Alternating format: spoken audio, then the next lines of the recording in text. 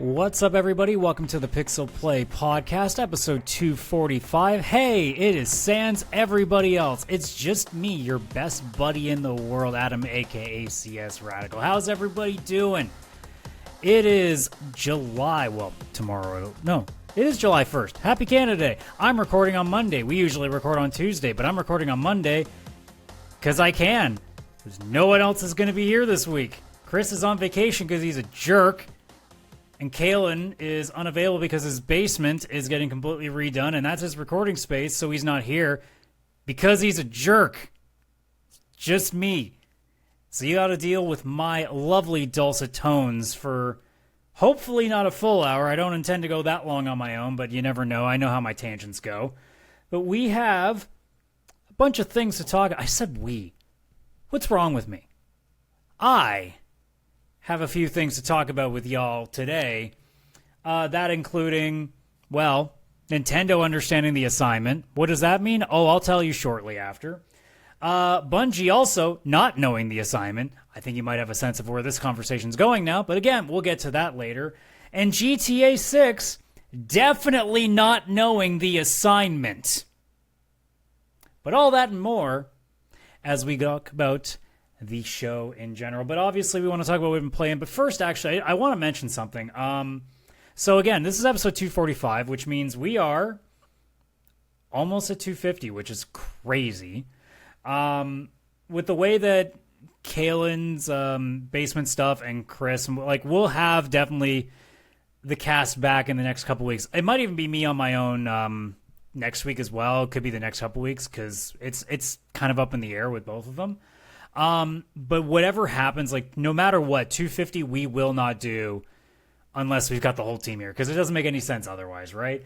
Whether that just means doing anything else in the meantime, that's also like a month from now's problem. I don't really have to care that much about it, but we're getting close to 250, and almost at the same time, like, it's coinciding very closely to us nearly hitting 500 subs. So hey, for those of you that engage with us on YouTube, we're 18 away from 500. That'd be a hell of a goal to do 250 episodes and 500 subs around the same time. So if you don't subscribe to us already and you're watching this, I'd love it if you guys would subscribe to the channel there. And even if you don't even catch us on YouTube, like, hey, give us just that subscribe and, I don't know, make some, like, bullshit. I'm not going to tell you to make a bullshit account. That's stupid.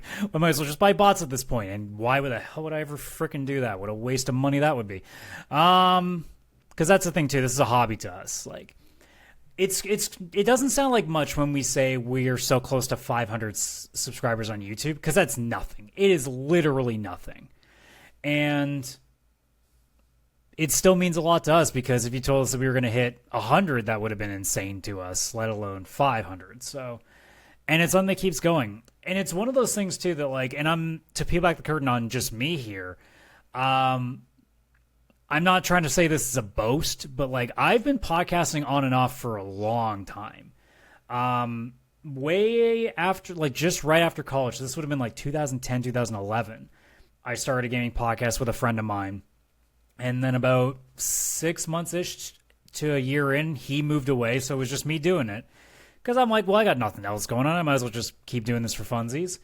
And then eventually I just kind of got bored of it, and, you know, obviously not having anybody to do the show with. And at the time, like, I didn't really know how to find people. Like, I wasn't really that active on things, and I wasn't as social as I say I am today. So it was a little bit harder for me to get all that stuff through. And I'm also, like, the kind of person that easily jumps from thing to thing. So also this show getting to 250 and me still sticking around for it tells you how much fun I'm actually having doing this, because I'm easily the type of person to just get bored of something and just move on to the next thing. But that podcast I used to do way back in the day was getting over 1,000 views every episode. And I wonder how that actually would have translated if I had just stuck to it. Now, yeah, you would have made some sort of a dent in things if you podcast for 15 years straight, I suppose. But it's more the curiosity of, like, okay, how would that have evolved? Like, would have I brought on another co-host? Would have I, you know, started to branch out elsewhere? Because I have my own personal YouTube channel. I did branch out stuff. If you ever know my content from that channel, or if you ever go and look at it, you'll notice that there's always a constant change of things. Again, like I said, I dance from thing to thing because there's consistency is a hard thing for me to get around. So, but it's always a curious thing in the back of my mind of like, geez, like if I had just stuck to a show, I mean, I probably wouldn't be doing this, but who knows? And it's always cool though to see that now that I'm on something different. While 500 subs isn't much and 250 episodes is, it's still a lot, but it's kind of a drop in the bucket to what a lot of other people have done for years and years and years beyond us. It's just still really cool that we've gotten to this point. So for those that are watching this episode and those that, either catch this way after or way before, I appreciate every single one of you. It may not seem like that at times because we obviously are doing just little things here and there, and sometimes we miss a week or whatever else, because again, this is a hobby. This isn't a job to us. There's no money coming in. So it's our prerogative to go like, well, hey, we don't have people to do it. I could have easily just canceled this episode too. Like, just be like, it's just me. Do I really want to do this for that? But, sometimes I get the okay to in my head to want to do it, and sometimes I don't. Today is one of the days where I'm like, yeah, I can do it. I can do like 45 minutes to an hour. It's fine. But yeah, I appreciate everything you guys do with that, and I'm sure I speak for the guys, when we say the same thing, like, thank you so much for checking us out. So, but anyway, so now you're going to, if you're watching the video version, you're going to see me look around even more now, because now I'm literally directing everything, because I have a 3-monitor setup. Middle screen is always where our recording is. So when the guys are all here, they're on this side, so I see that. Left side is where I usually have all the stream stuff, anything that I need for video content I'm going to throw on the board. And then usually the right is the projection, so I see how it's looking. So you're probably going to see me look this way a little bit as I'm trying to do video formats and stuff way more. It's again, I get to peel the curtain back more because the guys can't stop me and there's no other conversations to flow. I can just make them talk for a minute while I actually go and look for stuff and quietly just be like, all right, let's go find the footage that I need. I don't get that option this time. So I'm either pausing or doing shit like this where I'm just talking to try to like make it look like I'm being super professional here. But yeah, to talk about just briefly what I've been playing still, not much has changed. I'm still just popping in Dragon Quest VII. I mean, I will say, this is the worst time of year for me to get anything done. 007 First Light is crying sitting on my list right now. Not to mention, like, Tokon Fighting Souls is coming out at the beginning of August. I'm trying to think what else is in July that I need to play, too. Like, the problem with summer, and I'll peel back the curtain a little bit more. I mean, obviously, those who know that the Saturday morning streams have gone away because that's the day that I can use now with myself and my significant other to hang out. Sundays, I also play baseball at least 3 games during the day, and usually one of them is at like 10 in the morning. So like the amount of time, because I play in 2 different leagues. So like, for example, yesterday on Sunday, I played 2 games in the morning, 10:30 and 11:30. So I got back around 1 o'clock, 1:30. And then I had 2 more games to play at 5:30 and 7. So I had maybe at most like 3 hours before I had to be back out. And the World Cup is also going on, and Canada was playing that night. So, like, I literally did not play a video game for the entire weekend. So now, you take that with the weekdays. Well, Tuesday is already a no-no because podcast day is recorded that time, so that takes that away. So that leaves 4 days, essentially. And each of those days, depending on how my body wants to put up with me, I try to exercise for at least an hour to keep myself in decent shape, because Lord knows I need to take care of myself. I'm nearly 40, and I should probably get on that shit now while I still have the ability to get that habit going. So on any average day, I have usually at most, thank God I work from home because it would make it even harder if I had to be driving like in rush hour traffic back and forth. I have probably like anywhere between 4 to 5 hours most days. That's assuming I'm not just chilling with other people that night. I'm not like leaving the house to go do something else. And that's also assuming that I just feel like playing, because that's not always the thing I'm going to want to do. So like I've maybe put another 10 hours this week into Dragon Quest VII. That's literally all I've done. And that's like, in the wintertime, you can easily put together 30, 40 hours in a week if things are going my way. Not the case so much right now, but Dragon Quest VII is still sticking with. I actually am liking this game more and more as I go. I'm surprised by the fact that I'm enjoying it as much as I am. I'm not saying that it's like I was expecting it to be bad. It's just my experience with Dragon Quest games has always been they're fine. But this one in particular, I don't know if it's just hitting the right notes. Like, I still don't like the character designs at all. I hate them. I hate them. But like, the gameplay loop is working for me. I think it's a chill experience for me right now. I think that's just kind of what's landing. But in terms now, like, we're finally opening up where I can now, their equivalent of like the job system is the vocation system, where I can now start giving them different stuff. So now they're learning different skills, kind of getting better and better. So now it's starting to open it up a little bit more to me. I'd say I'm maybe almost 20 hours in now. So I'm probably like a quarter to a third at best, probably. But yeah, I'm really am enjoying it. I really need to kind of figure out if I can try to balance this with something else, because I feel like I'm never going to get to anything if I'm spending all of my time on a remake of a really, really old JRPG. But I don't know, this one's sticking with me, and it's not giving me any inclination to kind of back off and do something else. Because, I mean, like, both new and old, I have things in my backlog that are sitting there. I mean, First Light is basically getting the next crack at it at this point. And I'm actually going to go pull up the release calendar for July to see how much trouble I'm in, which means I opened up another screen, and my thing does not like that, so we're just going to put that back off. Again, this is why it's helpful to have more than one person here, because when stuff happens, I can do it in the background and not say a word.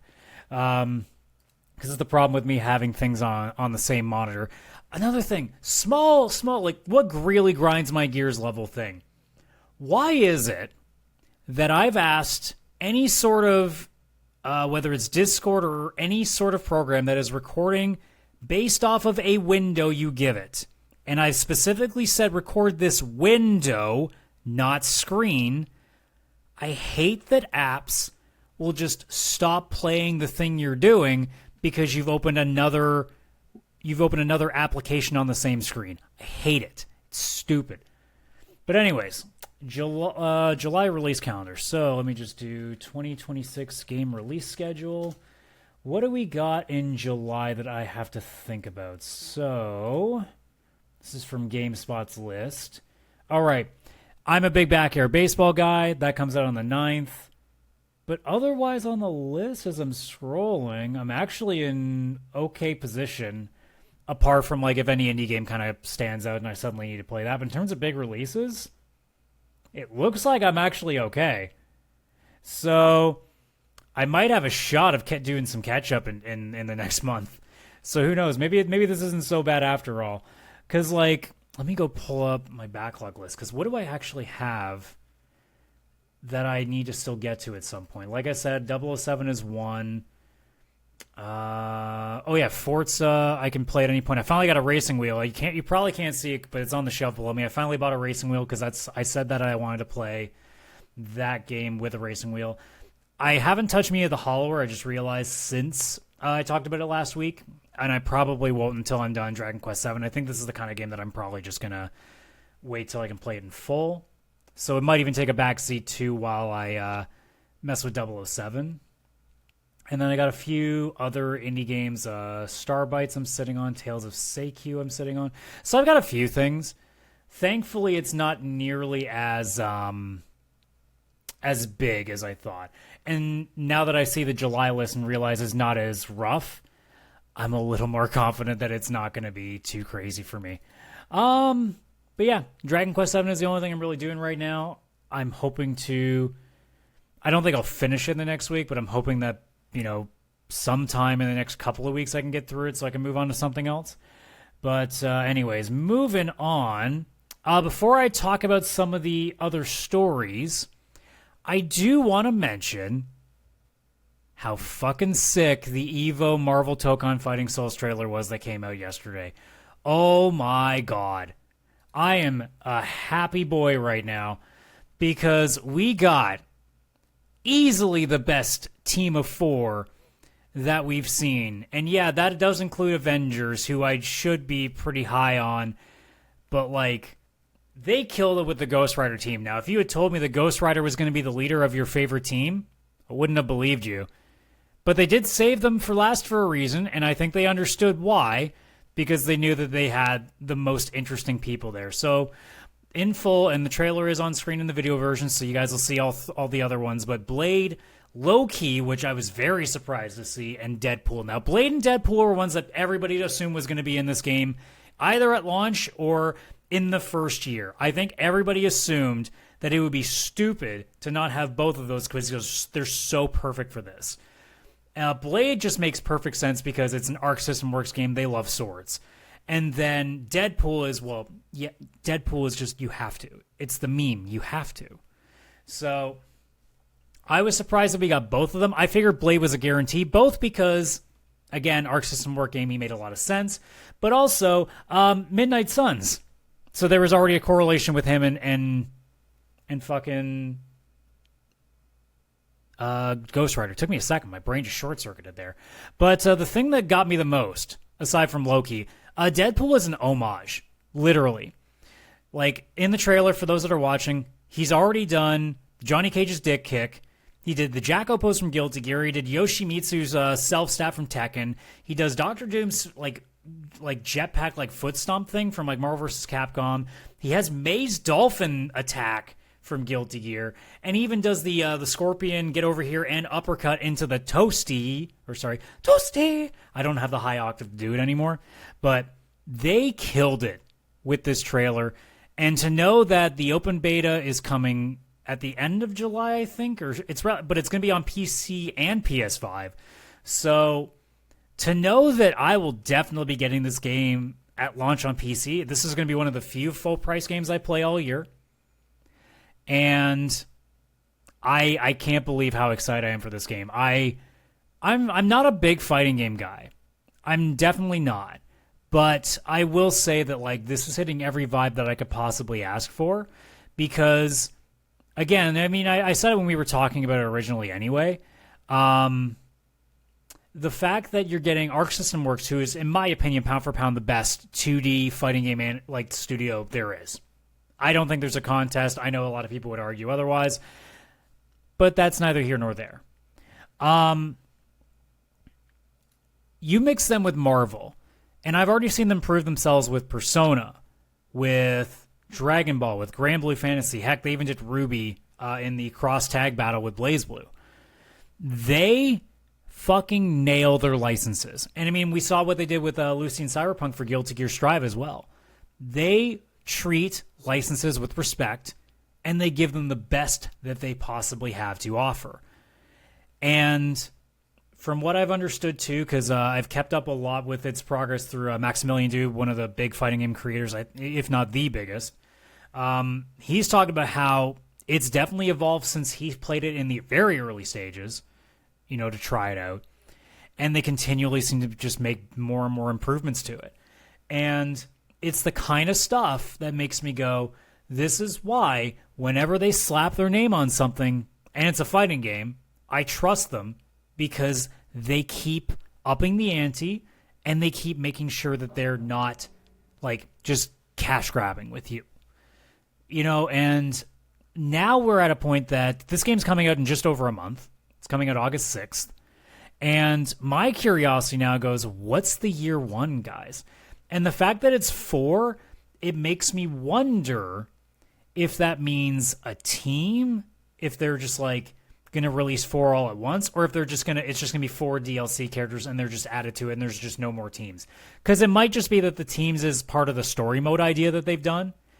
And then everything else is just, okay, now we're just adding new people in one by one. I don't think it matters either way. I mean, it's at this point, I don't think a lot of people are going to be all that upset if a certain character comes in and just doesn't make any sense with any of the teams. Like, who cares at this point? But it's the thing now of, like, I've never been more excited to see what the next reveal of a character is than this, just because, like, it's hitting both the sides of my nerdom. It's hitting the Arc System Works side, and it's hitting the Marvel side. It's getting both for me. And I can't wait to see more of this, and they are just absolutely killing it for me. And I don't know if I'll play the open beta. I probably won't bother because I'm not the online guy, so I'm not in a rush. I'm more than happy to wait until it comes out so I can just play the story mode and have some fun. But man, I could not believe that trailer was going to have 3 absolute fucking banger characters. Because Blade looks insane. He looks so fucking sick. Loki just came out of left field. And Deadpool they understood the assignment. It isn't just fourth wall breaking in terms of just Marvel related. No, we're literally having him do moves from other fighting games. That's so fucking cool. But anyways, I'm done talking about good stuff. Let's spend the next probably half an hour talking about bad things. Well, actually, I shouldn't say that, because Nintendo did a good thing. Bungie made layoffs. Microsoft's made layoffs. Sony's expecting to make layoffs. Nintendo, on the other hand, was like, no. Not only are we not going to lay off people, but we're going to add their salary by 10%. The base salary for all employees of Nintendo is up 10%. Now, before anybody jumps and be like, well, you got to remember this is mostly Japan, I know. But I don't care. Because the reality is every country is suffering with inflation and all this bullshit that's happening across the planet. Nintendo is choosing to not bother with that shit and not let everybody fucking suffer because, well, things are a little bit tough. I just go back to what I said before we have this conversation. The Wii U did poorly. Did they lay a bunch of people off because they needed to make up some of that money they lost? No. Satoru Iwata took a fucking cut out of his own paycheck. I don't see fucking anybody at Xbox doing that, or Bungie or anybody else. No, it's just, let's just throw a bunch of people to the wolves. I know that there's probably other jobs out there, but again, it's toxic. Why, like it'd be nice for people to have a little bit of consistency in there, especially when you're working for arguably the biggest companies in the industry. I would expect you have a little more fucking staying power.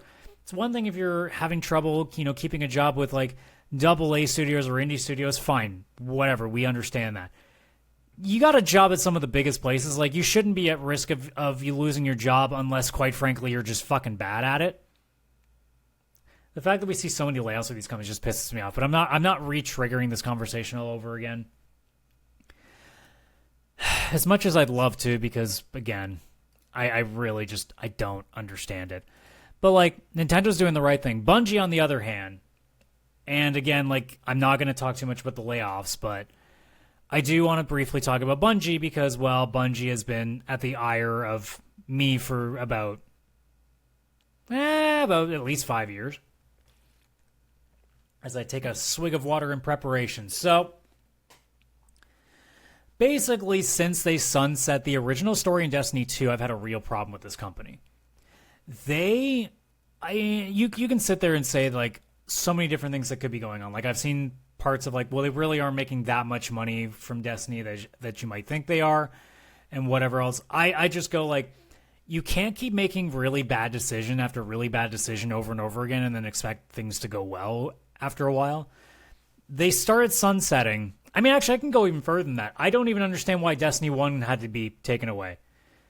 Like, it was fine. There was plenty of content. People were still happy with it. I fucking miss OG Destiny. I mean, why do you think people were really excited when Vault of Glass, the first raid from Destiny 1, got brought to Destiny 2 again? We were all so fucking excited. Same with King's Fall. We were so happy to get to play these again.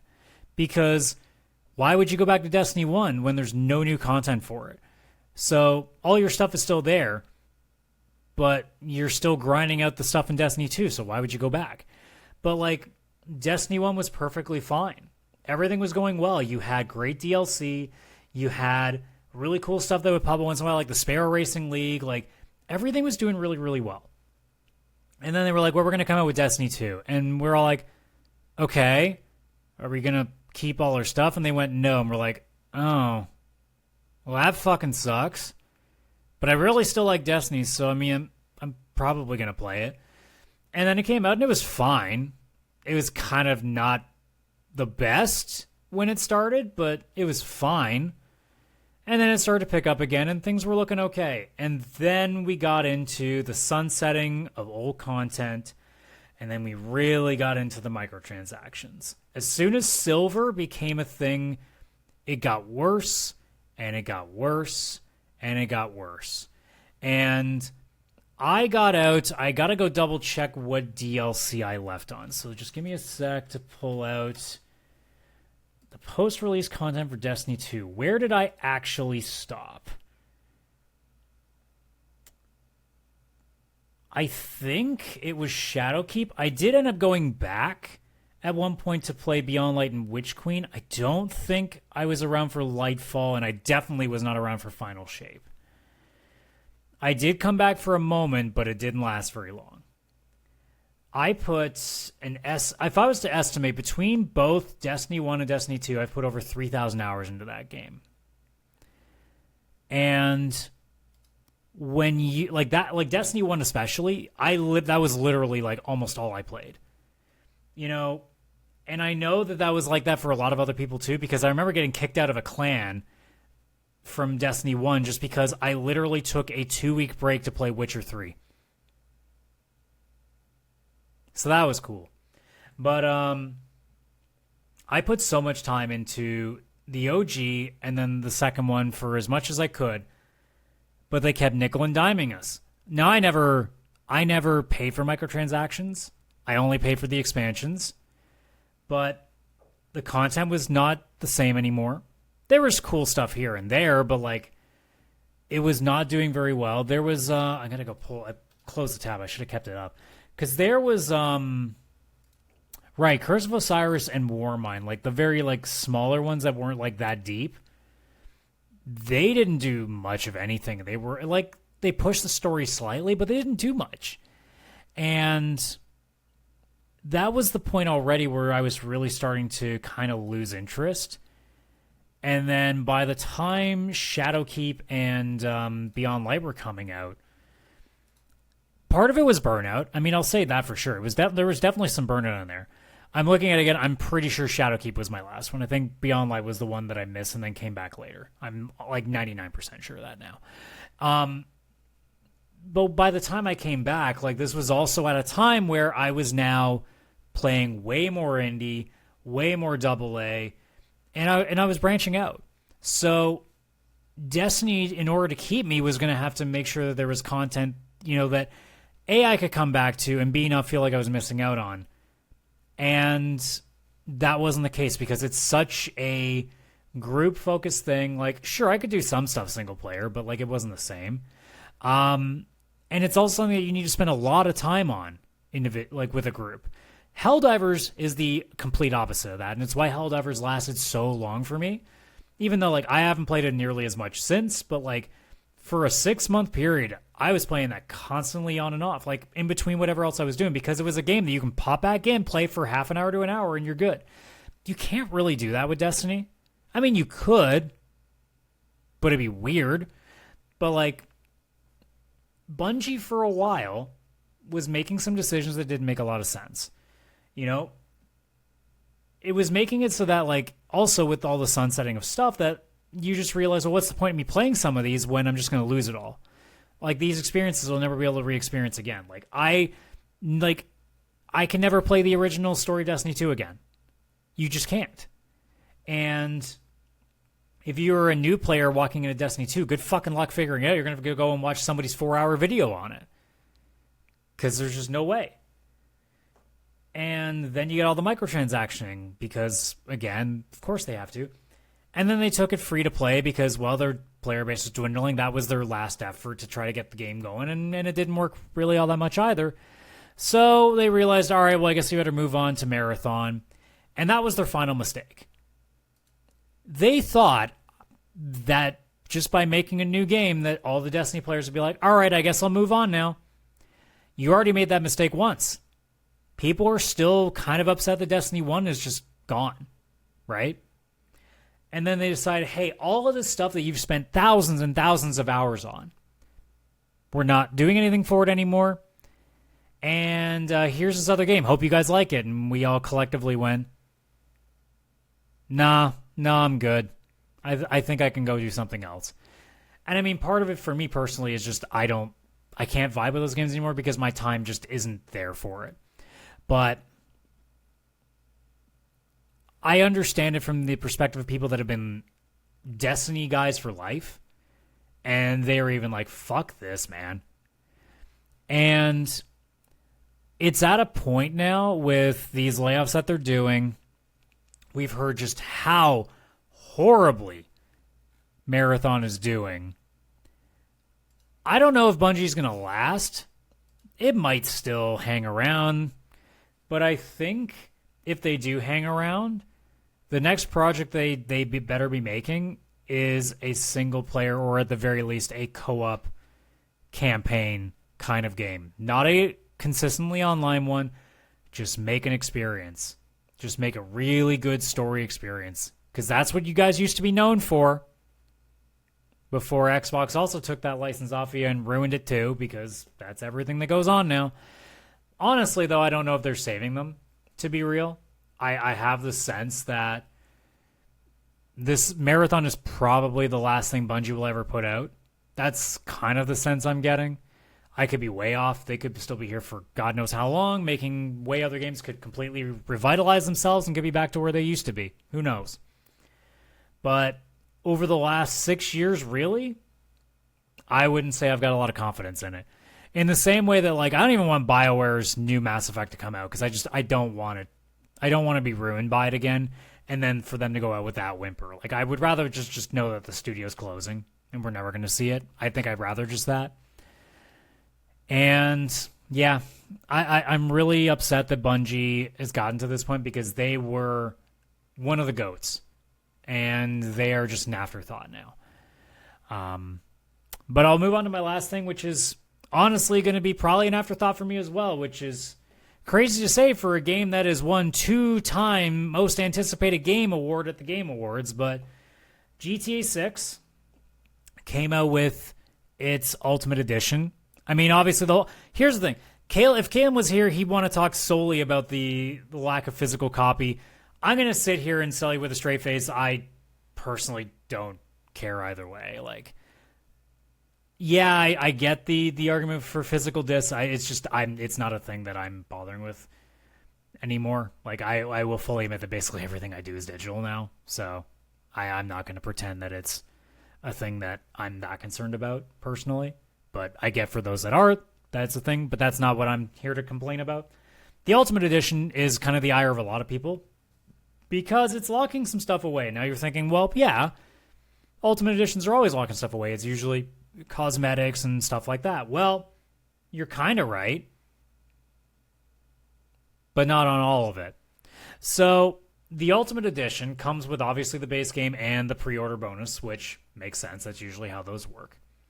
I'm not going to go through the entire list, like name by name what they are, but here is what is being locked away. A vehicle, weapons, weapon variants, some like clothes, vehicles, a mod kit, a watercraft, a vehicle and garage. Garage is like, okay, that's kind of rude, but whatever. It's something that's probably not that big a deal. Some more gear, a compound, which I don't even know what that means. It's a gang compound. I don't even know what that looks like in there. And then like a special commission car collection. You're thinking, well, that's not so bad. Well, it's because I forgot to also tell you that there is 2 mod shops, a clothing store, a tattoo shop, and a hair salon. That is also missing if you don't buy the Ultimate Edition. Yeah, that's right. In the single-player campaign, they are locking away stores. Now, I'm assuming that these aren't stores for microtransaction money because it's part of the single-player campaign. So that means, unless it's just a location and not the content within the shop, but I don't believe that's the case, they are locking single-player content that aren't cosmetic if you don't spend $20 more. Now, I will admit this to start. I don't know if I was going to play GTA this year because even though a lot of people are going to be dodging November, I still play a lot of indie. I still play a lot of AA, and my backlog is what it is too. There is always a shot that I just can wait. And honestly, I've even said it before. I'm not sure that GTA 6 is going to live up to whatever. Well, it's not going to live up to whatever hype it has because the hype is infinite, and you can't be better than infinite. But I even said, I think, didn't we do a video where we were doing like ratings ahead of time, and I gave it. I thought it was going to be like. Did we? I'm pretty sure I Google Doc'd this. Let me go check that. Let me see. There is a chance that I did the due diligence and wrote this down. Let me see. I'm pretty sure I did something like this. I think so, because, yeah, Kaylan's... No, that's Kaylan's bad Metacritic game. That's not the same thing. I swear I did this. It feels like something I would have done. Here's one from February. Could this have been it? Yep, there it is. I found it. So, those two guys not here, Kaylan estimated that he thought by the end of the year, the Metacritic rating for GTA 6 would be a 97. Chris said 95. I said an 89. I said it wouldn't even get to 90. And part of that is because I don't think that it's going to get the hype. It's not going to live up to the hype, and some people are going to rate it a little bit less because of that. Now, granted, people seem to give out 5s and 10s over most major releases just because it's okay. But I have an honest inkling that this game is probably going to come out and either it's not going to be as fun as we remember, or the story's going to be kind of meh, or there could be some other things that just are part of it and it's not going to run well. Like, there could be a lot of things, right? And then the only reason is just a vibe. Like, I don't have evidence to support it. I don't even know if there's been articles posted there might be any sort of trouble with it. I mean, all the dates getting pushed back is a cause a little bit, but I'm literally going off of vibes. I get the feeling that this game is due for Rockstar to have a bit of a flub, right? Now, I could be way off. This could probably just finish in mid-90s anyway because people just give them 9s and 10s by the happenstance that is GTA. But I also gave it an 89 because it was kind of a reflection of how I'm feeling about it. And yeah, I'm not going to sit here and say I'm not excited at all to play it. But I am more than willing to say that I don't think this is the biggest thing. I really don't. And I think if you... Like, I'm not gonna yuck your yum and say, like, you shouldn't think that, but I also am kind of sitting here being like, GTA is not the be-all, end-all. And quite frankly, GTA 5 has a lot of warts. We just kind of forgive it because it was kind of crazy that GTA 5 had the online that it did, which, by the way, we want to talk about warts. That thing had a lot of warts in its first month. A lot of warts. To the point that people were glitching it like crazy because also for like the first good while of it, there was no easy way to make a lot of money. And I know this because I engaged in it a lot when it first started. I did the car garage glitch or whatever it was, like a ton on was it Xbox 360 or was it... It must have been 360 because I eventually got it again on PlayStation and I don't think I had all my stuff. Or am I mixing that up with PC? I have it on different devices, so it might have been on PlayStation that I glitched it a shit ton, and then when I ended up getting it on PC, you couldn't transfer everything over, so I started from scratch, but by then they had all the different business ways you could make money, so it was not nearly as difficult to do, so it wasn't that concerning. But again, like, I'm not going into GTA 6 going like, oh, this is going to be the biggest game in history. I'm going in there being like, it'll probably be fine. It'll probably be good. Like, it'll probably be like 8, 8.5, 9. Now, if it ends up being a 10, obviously I'll say it on the show. As I always love being proven wrong. But the sense that I do get right now is that I'm not as stoked about it. And the fact that I would have to pay $20 more just to get some shops is kind of bullshit. And, you know, I said earlier that I wasn't sure if I was going to play it this year. I have now guaranteed myself that I will not play it this year. In fact, I am now going to wait until it goes on sale enough that I can just get the Ultimate Edition for maybe what the price of the base game would have been. Maybe I wait for it to be $80 Canadian for the Ultimate. Maybe I even wait for 60. Maybe I even wait for 40. Who knows? Does it ever go that low? I don't know.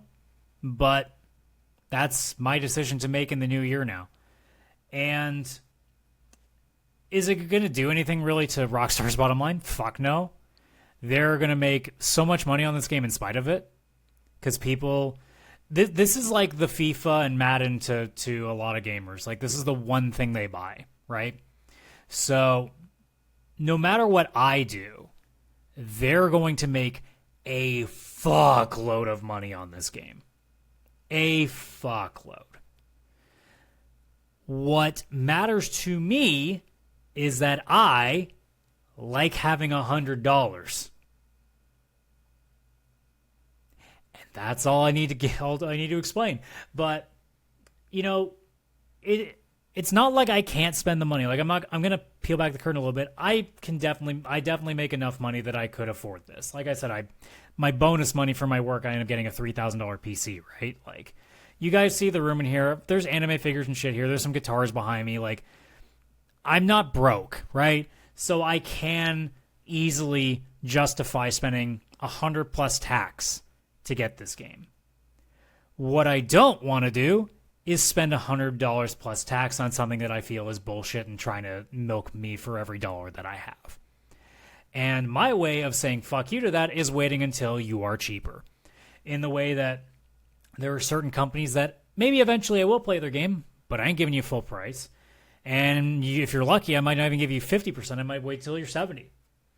Most games now I don't pay for full price for because I don't think most of them are worth it anymore. And I think pound for pound value-wise they probably are. But the problem is I look at it as games that I paid full price for when I was in my 20s, especially early 20s, PS2, Xbox 360 generations because I didn't have a PS3. When I paid full price for those games, I got games that were basically finished and games that, did not come back 6 weeks later to go, oh, actually, here's this cool thing that we're actually going to bring in that we definitely didn't lock away on the disc, or that we definitely didn't just hold back for a couple of weeks so that we could get another $10 from you. I don't want to support that shit no more, man. That's why I don't buy a lot of stuff full price, because I don't trust them to give me what my money's worth now. And if Rockstar, I should say, wants to lock a bunch of stuff. Now, look, most of these things I could care less if I have or not. Like, yeah, there's probably some vehicles and weapons that are cool, but like realistically, I don't really care that much about, a 67 Vapid Dominator buggy. Like, I don't know if I care about that. I don't know if I care about a special watercraft, But when it's the idea that there are certain shops that could have a bunch of either clothes or mods or hairstyles that might be unique, and the fact that the hair salon, by the way, is unisex, so it sounds like you can it's like a salon that actually allows you to put hairstyles from the other gender onto somebody else. So, by the way, that sounds to me like if you're trans and you want to have a character that looks kind of like that to you, pay an extra $20. Sounds like that's what that is. So that's not cool either, assuming I'm right on that. It's just stuff like that where I go, no, I don't got to support that. And I'm not going to. I can guarantee it right now that I will not be buying this game until it's at least dropped the Ultimate Edition to the base. And I may not even get the Ultimate Edition. I probably will, because I kind of do want the shops, but I can wait until it's $20 off at least. I can wait even longer than that. It's not going to hurt me that bad. I can make it work.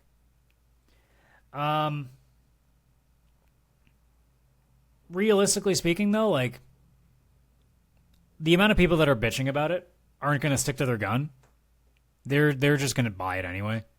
because that's the expectation that a lot of these companies have, and be like, you want to play this game, you'll buy it.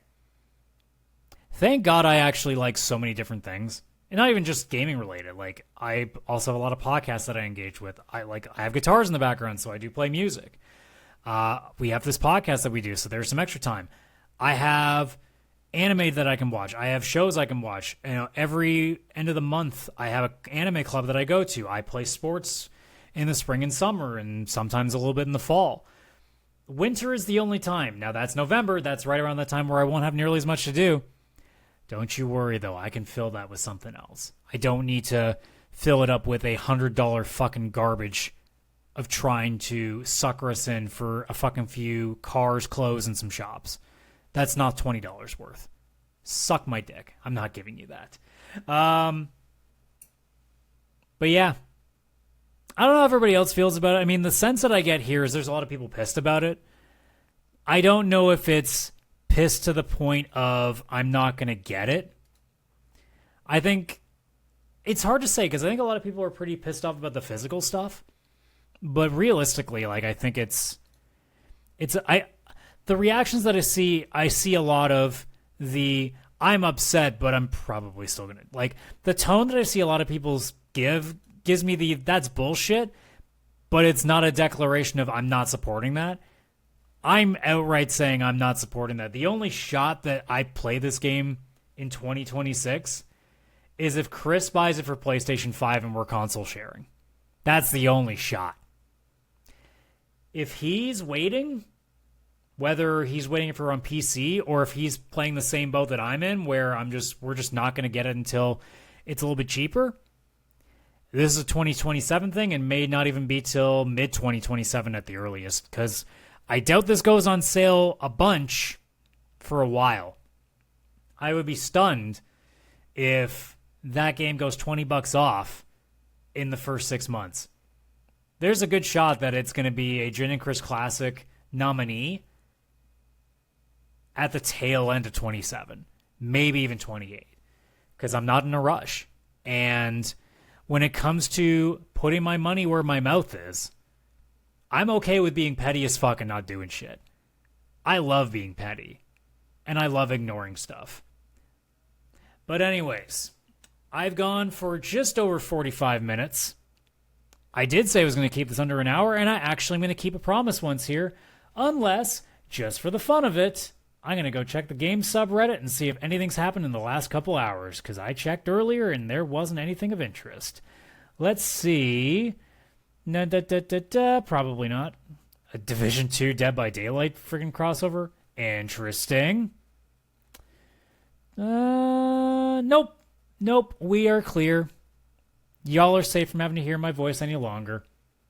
Well, that's gonna do it, folks. So thank you so much for checking out this episode. So on the side quest on Friday, it's gonna be a bit of a shorter video. I did a much quicker quiz where I had to name all the Guilty Gear characters, and I had 10 minutes to do it. It's only 41 people. Should be easy, right? Right? You have to find out on Friday. But anyways, you guys know the drill. If you're watching here on YouTube, like the video. The algorithm loves that. Subscribe to us. By the way, like I said earlier, 18 subs away from 500. We would really like that. Algorithm probably likes that too, but we would like that more. And then if you're listening on any audio platforms, Spotify, Stitcher, Apple, Google Podcasts, all that stuff, if you can give us a rating, please do so. But otherwise, share this with all your nerdy friends. You got guys that are interested in games. I mean, why wouldn't you? If you're here, you like games, you must have. Should I assume y'all have friends? I mean, we are gamers. Sometimes we don't touch grass much. Now, I touch grass. I touched a lot of grass. Oh, I almost forgot something. So, you almost didn't get a show this week because I might have not been here because I would have been in way too much pain. Because I played baseball yesterday. I'm recording this on Monday, by the way. We usually do it on Tuesdays. I took a ball. Thank God my glove caught a piece of it and it slowed it down. I took a line drive that was really fucking hard. But I'd say about an inch away from the crotch. We're almost dead in the nuts. But thankfully the glove took it away. So yeah, I do touch a lot of grass because I play baseball. Although I was in the infield in that one, so I was actually touching dirt. So not quite grass. But, you know, again, share this with all your friends, assuming you got them. I'm not going to assume. I know us gamers are kind of a lot of introverts. I understand how it is. But I mean, I don't know, share it to your Discord or share it to whatever subreddit. I don't fucking know. Figure it out. Share it. Do it. Yeah. You share it. You specifically. But anyways, guys, that's going to do it. I don't know if we will have anybody back next week. I'm actually checking our messages. Did Chris say he was going to be off for multiple weeks? I don't remember. Let me see. I think he's just this week. I think he'll be back next week, so hopefully it's not just me solo again. But Kaylan did say it was probably going to be another week or so. So we'll probably see him more towards mid-July. But yeah, we'll see you on the next one, guys. So take care, enjoy the rest of your day, and bye-bye for now.